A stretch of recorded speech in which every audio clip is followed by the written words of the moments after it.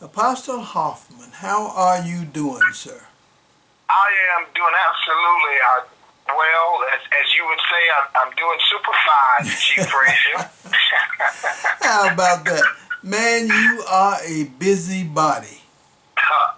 I see you doing all kinds of stuff all of the time. Do you ever go to sleep? Sometimes I get a chance to get a little sleep. And the older I get, the more I learn how to get a little bit more. How about that? How's that beautiful family, man? Everybody's doing very well, and considering all that everybody's dealing with in the world as a whole, they're doing very well. My wife is in good health, and she's blessed. The children are moving through school, and we're about to get that done. So everybody's doing good. Thank you for asking. What about your family? My little mom is super fine, man. And that's just the two of us here, and my children are spread out in Florida and Ohio, and I'm just delighted to the max that God is taking care of all of them, Good. That's good. I know it's got to be because they are doing something right and I'm doing something right. Well, great. That's great. That's great. Okay, now, you was talking to me, I got to ask you about this pandemic that we're dealing in, but we're going to deal with that after we get the business taken care of. You was talking to me about a possible program that you would like to see serving Macon County citizens, and I would like for you to elaborate on that because I understand how hard it is to get people in this area to change from their established ways. And if you go at them wrong, and if you don't break it open so that they can clearly understand that you don't have a chance. So that's why I invited you to come on this show today and to break it out, and then we discuss it, and we share it with the people to see what they think about it, and then we take it from there. That sounds good, and as I said earlier, one reason that I did present to you is because I knew you would have insight and wisdom, and you love people and deal with people every day. I was born and raised in Macon County and in Tuskegee, Alabama, and that's my heart, and I've seen God do great things. I've seen, I was there back in the Commodore's days when we used to meet on the square. Mayor Ford would have, big events on the square. I have great memories of those days. And, and all through the transition of a lot of things. But, God always has what they call a ram in the bush. And we're in this time now, and we're going to talk, as you said, a little bit about the pandemic. The effect that it has had on the local communities is this. Part of the effect is that many people don't have access to a lot of the goods and services that they need because, in most places now it's shelter in place and stay at home, and for good reason. Because it's better to err on the side of caution, as somebody once said. But at the same time, people still have needs. There's still basic human needs that people have, and they actually go beyond toilet paper, Chief Frazier. I know they brought up our share of that, but I really wanted to just talk to you a little bit today about a concept that we have expanded. When we were in Tuskegee, really, more steadily working in the area with our missions and ministry, we had a nice little store around the square in the old Goodwill building called the Tuskegee Mini Mall. And really what it was a collection of new businesses, new and upcoming businesses that we incubated. And we had a 1-year agreement with them to help them get their business up and going. And after that year was over, most of them were doing well enough that they said, hey, look, I want to take it further. So, some did different things. Some went online, some went to another area where they felt their product, could even do more. But my whole thing was to build as much as I could, within the community that I love so much Macon County, Tuskegee. So as that began to happen, God gave me the concept to put it all online. So even though people were going different ways of what they were doing, we held the concept and we moved it online. And the concept was to bring products and services that were necessary for the community, name brand quality, not interior products, if you will, but products that are name brand quality products, as well as the more common consumables that people use, within reach. And we found out the way to do that was online. And so that was quite a few years ago, and we maintained that presence online. Well, lo and behold, we are now in this pandemic, and more attention is being given not only to online, but to goods and services online. So many families, all families really, are being affected in one way or another by what's going on. And we know that in our county, in Macon County, that there are quite a few seniors, and there are a lot of young mothers, and there's just those that may not have the gas, the transportation, or whatever to go back and forth to Auburn, and at the same time being laid off work and not having work during these pandemics. And there are many that are suffering with disabilities. And how do you get what you need? How do you get what you need? So what we've done, just to make it kind of simple here, what we've done is taken a collection of those stores that were represented in that mini mall, as well as the brand names that we were offering online, and we put it all online at a place called smicapp.com. That's SMICAPP.com. And what happens is, and what that stands for is Skiki Mall and Information Center. And that's what SMIC stands for, Skiki Mall and Information Center.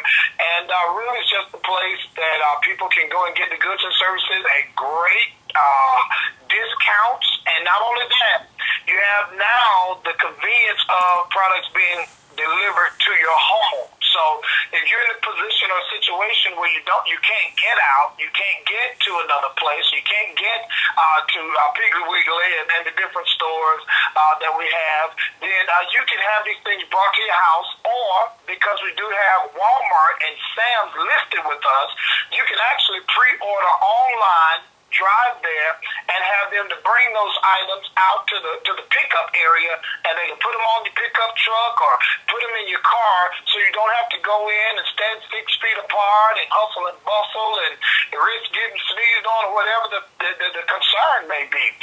We noticed recently, we'll talk about it more, I know, later, but in New York, they have reduced the amount of people down to less than about 50 people. Well, not now New York has shut everything down, but there are areas near New York where only 50 people can go in a Walmart at a time. So if only 50 people going in at a time, the rest have to wait in the parking lot until they count those 50 out, and then they replace them as they're going in and out. Well, the beautiful thing about using the SMICApp.com site that we've developed, SMICAPP.com, really it gives you the convenience that you can have products delivered to your home, or you can have product delivered or packaged for you at the store, and they can be brought out to your vehicle on some of these stores. Of course, there are many there. And, I know some people shop for a hobby. We have everything from vendors that are offering books, to sleepwear, to clothing, to some maybe health and beauty aids that you need around the house. But more than that, we have stores such as Best Buy, Sam's Club, what else we have? GameStop. You got to give the children something to do, and the parents too. Sometimes the game will keep some of the, I don't want to get into that, but sometimes some of the domestic violence, people had something else to preoccupy their mind. There are many things that can be taken advantage of when you go over to that SMIC app. So what I wanted to do, Chief, and I didn't mean to be that long-winded with it, but what I wanted to do was present it to the people that I love first, in Macon County and Tuskegee, in any way that we can help. We've been praying. My wife and I, in our ministry and mission, we've been praying. What can we do to help more people? We have an orphanage in Africa where we feed about 45 children every week. They're dealing with the same things that we're dealing with here. We also reach out. We have tutorials. We're giving free tutoring online. You know, that can be found in the SMIC app. If you're interested in even getting a child tutored. I mean, all of these things are available. So what we basically have done is taken everything that you can find in a mall, everything you can find in a Walmart, everything you can find in a Macy's, and put it in your hand. You can go online to smicapp.com, but it's actually an app that can be downloaded from the Google Store or the Apple Store. And I want you all to respond. I want those that are listening to respond. Let us know what's on your heart. And what can we do to make it better and to try to get products closer so that people don't have to go so far at this time in order to get their needs met. And Chief, that's pretty much what it's about. And I know you got questions, and I'm ready. Yes, sir. Okay, that was the Google store, or what other store? Also in the Apple store. So if you have an iPhone, you can get it from the Apple store. And if you have an Android phone, you can get it on the Google Play store. Okay, now, and what is the difference between delivery versus pickup? Okay.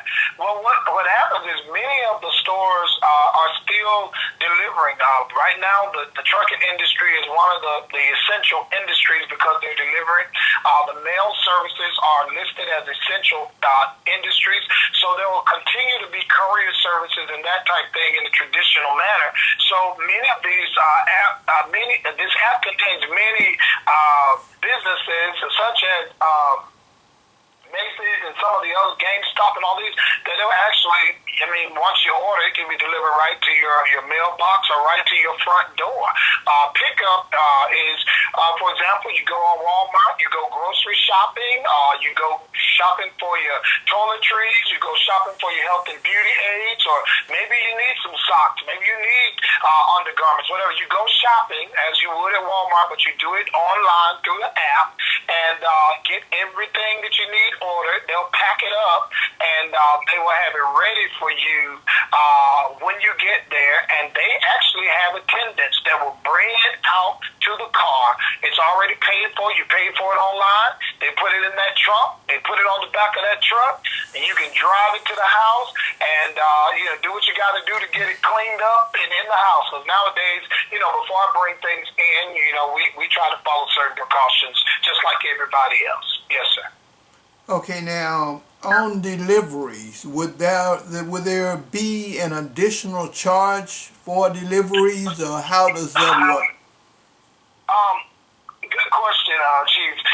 With some of the vendors that are listed in the app, of course, they do standard delivery charges that you would with the Postal Service or the UPS or however it's coming to you. But there's so many of them that do offer free delivery. So it all depends on what you're ordering and the particular business that you are ordering from at that time. So every store has its own criteria, so it's just a matter of plugging into that store, determining what they offer, and then going with those procedures, right? Yes, sir. And the beautiful thing about it is everything that that people actually shop for and get from and through the app, a great portion, I think about 20% will go to help humanity. Everything is going to help in the mission work to reach those orphans, to feed the people that we're feeding in the local communities, to help with the tutorial services. So everything that you purchase through the app, that's the beautiful thing about it, is you're actually helping others as you're at home. And many of us, the churches are not open like they once were at this time. So it's a great way that you can continue to help people to make it through, other people to make it through. So you're just purchasing your normal purchase. You're getting discounts. Some of these stores, I mean, you're talking discounts anywhere from 10, 20% up to 70 to 80%. So you found a lot of great prices there. Plus, you don't have the expense of, if it's delivered to your home, you don't have the expense of actually gas and going to get it, and the health risk is reduced tremendously. Absolutely. Okay, I think that is something for us to get out there, and you know, people can make their own judgments about whether they want to use it or not. But I'm just determined that people have got to understand now that these are some trying times now, and things are different. And just because we've been doing something one way forever does not mean that we got to keep on doing it that way. You know, there's a demand now that we kind of like go with the flow, as the young people can say, you know, and change our way to more convenient methods of doing stuff. And I notice sometime when I'm going to Kroger's in Auburn, I notice people driving up in a selected area that they have, you know, carting off, and people coming out of the store loading stuff into their cars. So I guess that is that process that you are articulating, right? Yes, sir. Yes, sir. And it's very, very helpful for seniors, because you don't have to lift that stuff, you know, and if you got someone at home that can help you get it out, then that takes a big load off. And if you know, I have people in my family that suffer with disabilities in the back and in their knees. You know, it's really a blessing. All right. Okay, well, I'm going to get this edited and get it out there, and I'm going to ask people to give us some feedback. When they do this video, give us some feedback about their opinions about this, and by that time they can go and check out the app and see if they can have some appreciation for the process, because many of us are afraid of, you know, the high-tech processes, but most of us got some young people around somewhere, you know, so old people, man, got to come to grips with when you run into something that you can't handle now, you know, in the high-tech world, all you got to do is back a young person over and tell them what you were trying to do or what you want to do, and generally they can get it done. Yes, sir.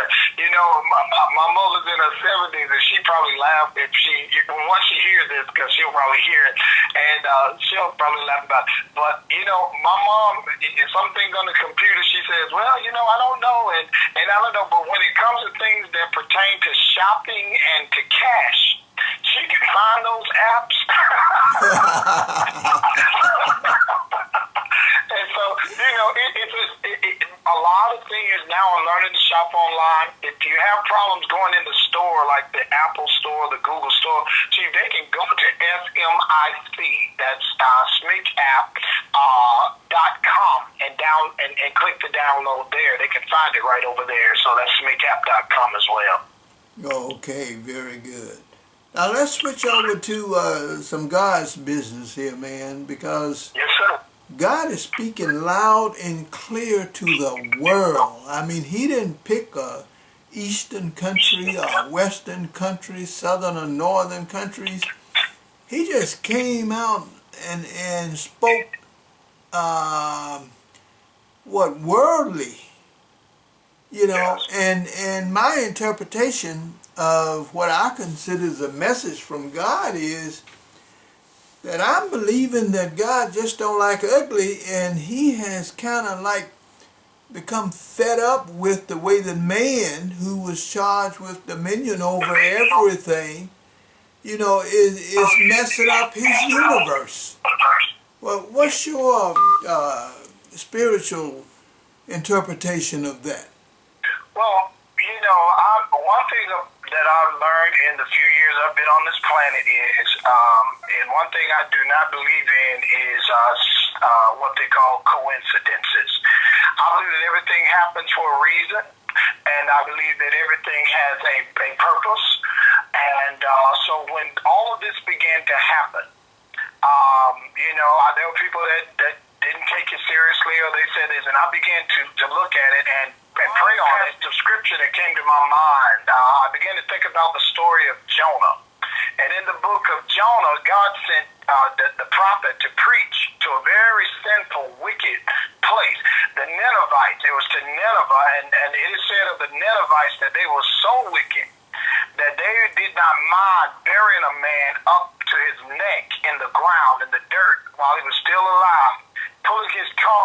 his mouth and allowing the ants, let the ants eat his tongue and his eyes out while the man screamed in agony.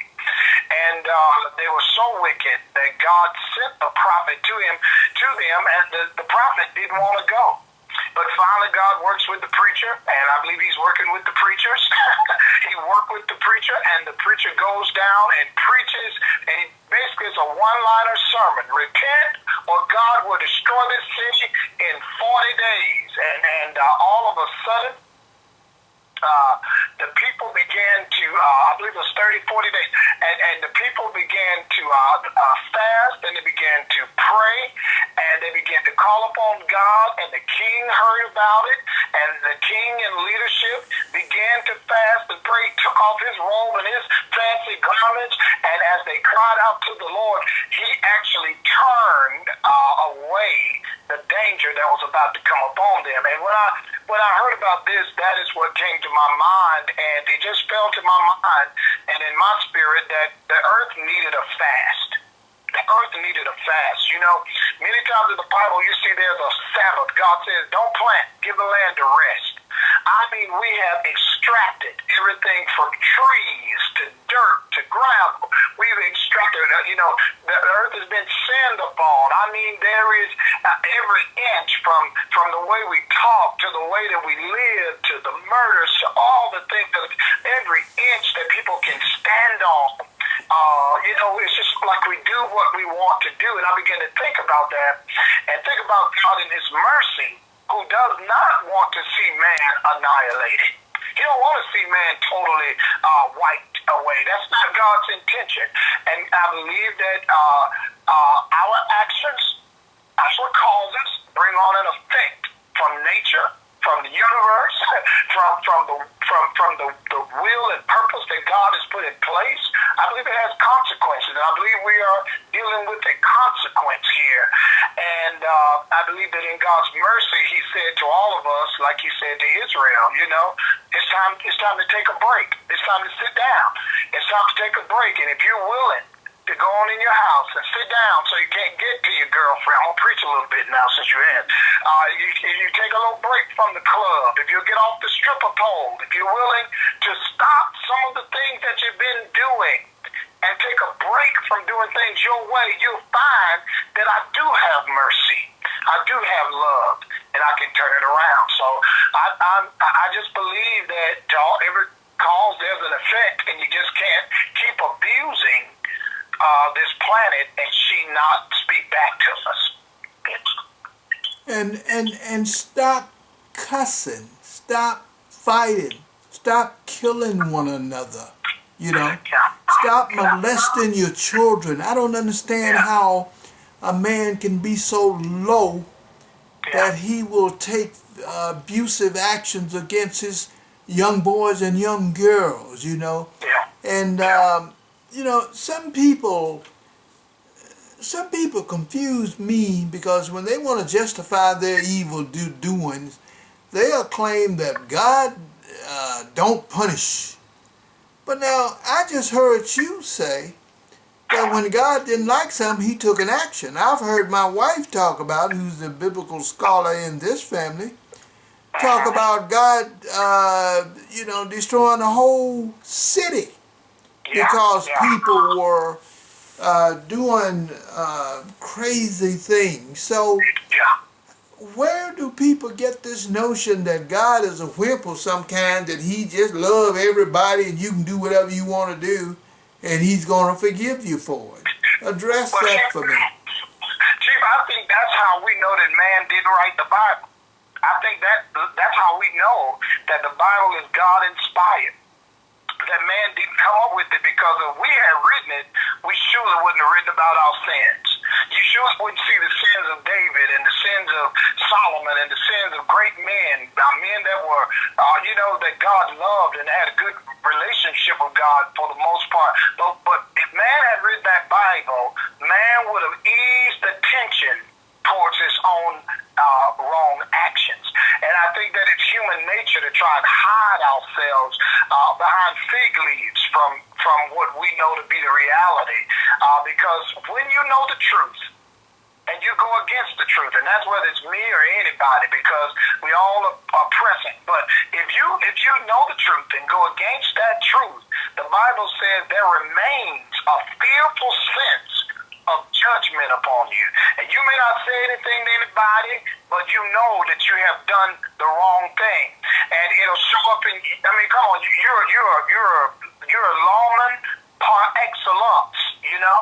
And you know that even in solving crimes, if you can get to his conscience, he'll tell you the truth. Or either he'll break down and go, he'll convict him on something. So it's very important that we understand that God has given us that conscience, but what man will do in an attempt to ease the pain of that conscience, he will hide himself behind a sermon. He'll hide himself behind his own speech and words. He'll hide himself behind alcohol. He'll hide himself behind drugs. He'll hide himself behind money. And I'm going to say a big one that, can gets people in big trouble. He'll hide himself behind gambling. And what happens is God says, all right, it's time now. It's time to just sit down, consider your ways, go home to your family, go home to the ones, the foundation of life. Go home and look at it. Whether you're a preacher, choir member, whether you're a business owner, whether you're an administrator, whatever you are, it's time now to sit down, be still, and know that He is God. And look in the mirror and come to grips with who you really are. Sure. And stop hiding behind those things you just mentioned, because you're absolutely right. And when you look in that mirror and when you do a very critical self-analysis, yes, and when you really communicate with that guy who's looking back at you in that mirror, honestly, dealing with the truth that you just mentioned, well then, we can come up out of this seeing ourselves to be who we really are, and selecting alternative methods and practices, norms, and actions to go on to be a better people. So do you think that's what we're going to have to head for out of this? If we are going, I'm a believer that the Lord is going to return and that Christ will reign on the earth. I believe that. And if we are going to delay the judgment that comes as that materializes, we're going to have to change. Because there comes a time where any good parent says, okay, you crossed the line. And as a human race, I believe that God, in His mercy, not causes a lot of these things, but allows them so that we'll check ourselves. And I agree with you 100%. It's time to get out the inventory, as the old folks say. Let me take inventory, and Lord, search my heart. And let's just say, look in that mirror and say, I don't like what I see. I don't know if you've ever tried to cry in the mirror, Chief, but you can be boo-hooing. If you look in that mirror, that cry will stop. You just look too ugly. I don't look pretty crying. I'm going to talk about me. I don't look pretty crying. And so I immediately will stop. And we really will honestly take a look in that mirror. And I'm talking about that Word of God that shows us exactly what's in our heart. Not what I show you, not what you show me, not what people see about us, but if we would, somebody told me once, they said, I don't know if God is real or not. I said, this is what you do. I said, get all alone by yourself and you cry out loud and say, God, if you're real, show yourself to me. Let me know it. And I said, I guarantee you, in one way or another, through action, through an individual, through His Word, in your heart, God will make it undoubtedly real to you that He is real. And so we got to do that. We got to do some soul searching. We got to find ourselves connected to the Most High, and we got to accept and receive His ways. If not, we're not going to be able to blame God for our own self-destruction. Now, this is the biggest whammy that I have experienced in my 81 years of living. And when I think back on my childhood and how my grandparents had to deal with me when my best friend Henry Witt died at 7. And Henry Witt fell out of a pecan tree where we used to play all the time, and he broke his neck. And Henry was my absolute best friend, and he was also my ticket for getting out of the country and going to the city. Now, when Henry broke his neck and died, that left a void in my life that was big time. And my grandmother, I believe that's the hardest thing that she had to deal with in my upbringing, in trying to explain to me why I couldn't go back to play with Henry again.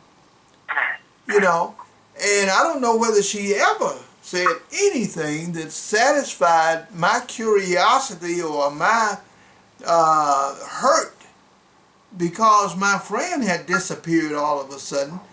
So now when I think back on my past and when I look at this whammy that is on us now, we need to take some serious time and try to help our children understand what has really happened and what is happening here now, won't we? Yes. Yes, sir. You know, when you were saying that, it took my mind back to 9/11. And I was sitting there watching the news when the plane hit the first building, and I couldn't believe it. So I called my wife. I said, Trish, come and look at what's happening. And my daughter, Mick, she was very little. I mean, very young. She had just barely started walking and talking good. And she ran in the living room where I was and held on to me. And I'm thinking that it's all over. And then right in my child's eyes, the second plane slams into that building, and they show people screaming and running, and now this is etched into her mind. So now, as a parent, even to this day, I monitor the effect, that could have on her, being that young, seeing that kind of destruction. And I began that day to interpret and to explain to her what was going on, because she was totally confused. Dad, what's going on? What's happening? She didn't understand what was going on.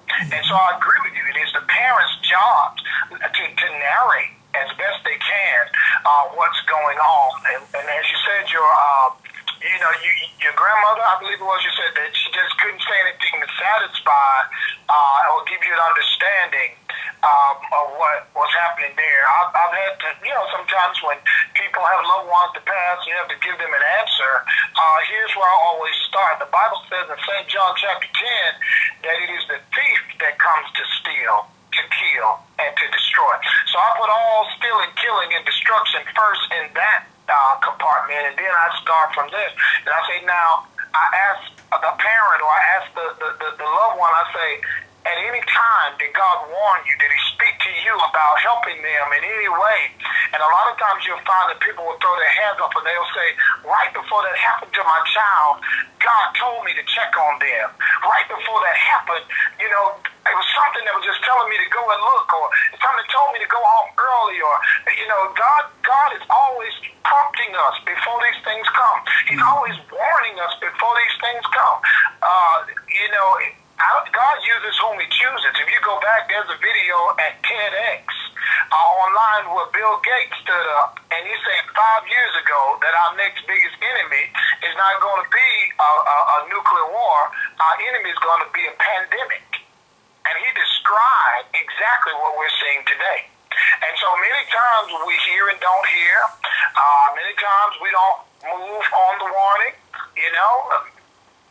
This is what we're dealing with in the pandemic. China had this going on in 2019. Did we listen? We got to ask ourselves this. And we have to teach our children that sometimes as humans, we miss it.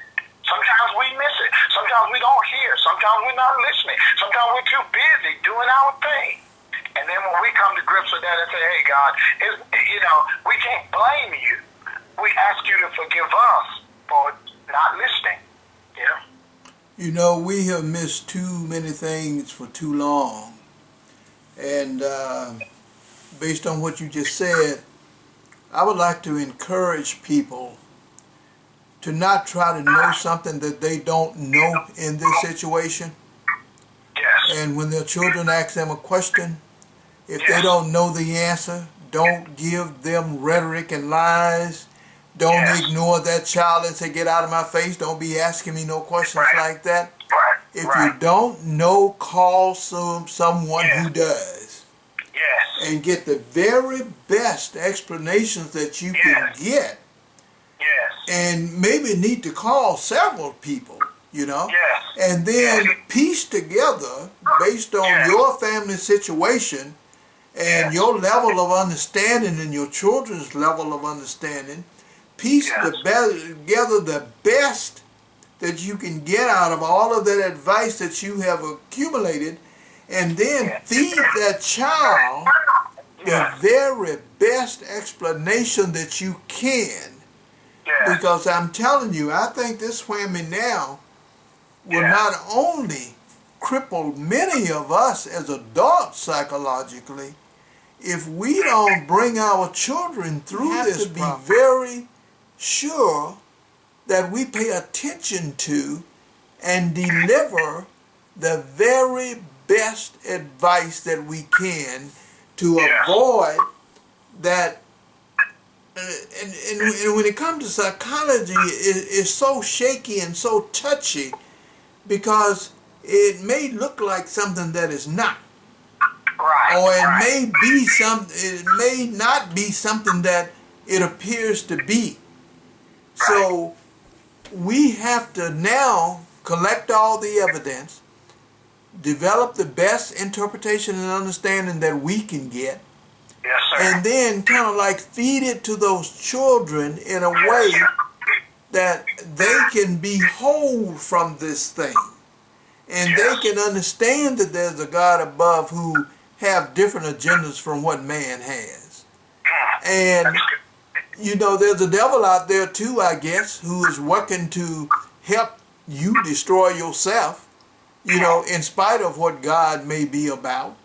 So if the devil win you the most, and you start just not caring about who did what to whom and why, then to me, that can be a real problem that can cripple our children for many, many moons to come. Yes. Now, how can you say that, address that more intelligently than I just did? I think it was well said, very well put. And I don't know a better way to say it. So people, please, as Apostle just said, slow down, slow your roll. Don't be getting scared, because fear is not going to solve anything. You know, and God didn't make you to run around and be scared of everything anyhow. You know, if you have faith, you don't have any need to worry. If you don't have faith, well then you need to get to worry. Okay? As far as I'm concerned. So don't let fear guide or determine what it is you're going to do today, tomorrow, and all the rest of the days ahead of you.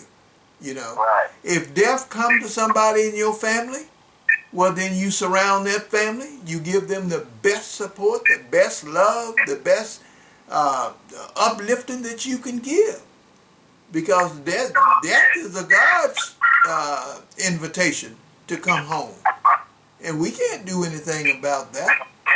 But if everybody in your family is spared during this situation, well then you just wear the good Lord out with some thank yous.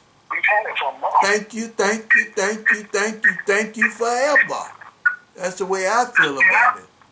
So now, Apostle, what is your final word for this situation to the people about this very serious situation that we are in, one that I have never in my long life seen before? My first thing to say is make sure that you cling close to God, stay close to God, and take this time, as we've said, let's all search ourselves, and you know, when you strengthen your moral life, you actually strengthen your health. Your immune system is stronger when you live better. So let's go in that direction. And also, I want to say this, and I didn't by any means mean to neglect to say it in the beginning. I just got excited. I love talking to you so much. But I want to say this, and also maintain respect for leadership. This is not a time to slam the officials and the government. This is not a time to slam each other. And listen, it's like I tell people all the time, your daddy's your daddy, whether you like him or not. And you're not going to be able to change that. And the leaders we have them, whether you like it or not. Let's be a part of the solution. Let's strengthen what we have and who we have. I love Mayor Haygood. I love Chief Frazier and Sheriff Brunson. And there's so many. I just start naming it. I just get in trouble for leaving someone out. Chairman Maxwell. To me, these are great men. These are great men. They're our own. Let's love our own.